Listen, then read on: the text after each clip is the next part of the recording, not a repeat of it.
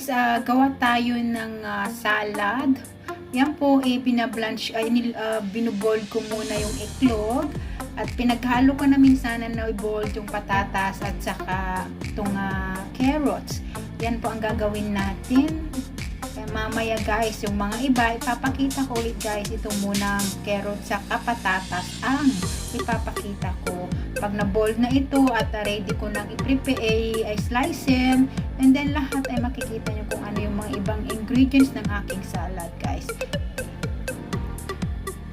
Yung boiling na guys, ang ating gawing salad, ang patatas at ang carrots.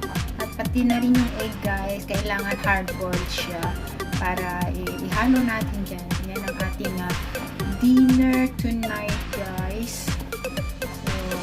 Pag ready na lahat guys, ipapakita ko ulit sa inyo kung paano po sila slicein at paano ang mga ingredients niya. Simple lang naman guys. So, later guys. Natin itong carrots guys.